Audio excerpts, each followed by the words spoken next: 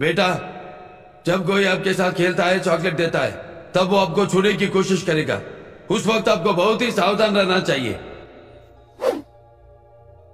तुम्हारे शरीर के 3 अंगों को छूना बिल्कुल गलत है बच्चों। और अगर वो इन अंगों को छूता है तो तुरंत अपनी मां को जाकर बताना चाहिए। पहला, टेस्ट मतलब छाती।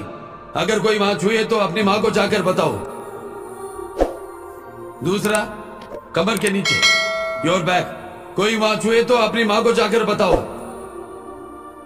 तीसरा, बिटवीन द लेग्स, पैरों के बीच में। अगर कोई मां हाथ लगाए तो बहुत ही गलत बात है। अगर वहां कोई छुए तो अपनी मां को जाकर बताओ। बच्चों, मैं फिर से दोहराता हूं, अगर कोई तुम्हारे इन 3 अंगों को छूता है, फिर चाहे वो तुम्हारे दोस्त हो, या तुम्हारे टीचर ही क्यों ना हो, या तुम्हारे पड़ोसी ही क्यों ना हो, या तुम्हारे छोटे भाई हो, बड़े भाई हो, दादा हो, अंकल हो, या चाहे वो तुम्हारे पिता ही क्यों ना हो, अपनी मां को बताना।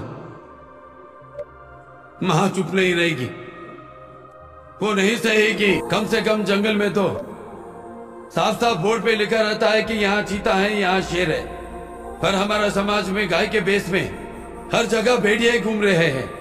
इसलिए बच्चों सावधान। चाहकर भी एक जानवर इंसान नहीं बन सकता, लेकिन एक आदमी को जानवर बनने में एक छोटी सी बच्ची ही काफी हो जाती है। दरिंदे कहेंगे।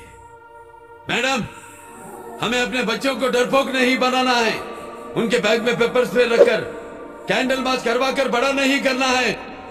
उनको सिखाना है दरिंदों को मुंह तोड़ जवाब कैसे देते।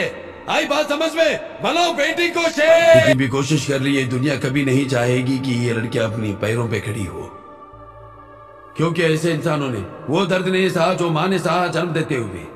शायद इसलिए उन्हें अंदाजा नहीं कि एक लड़की में कितनी ताकत होती।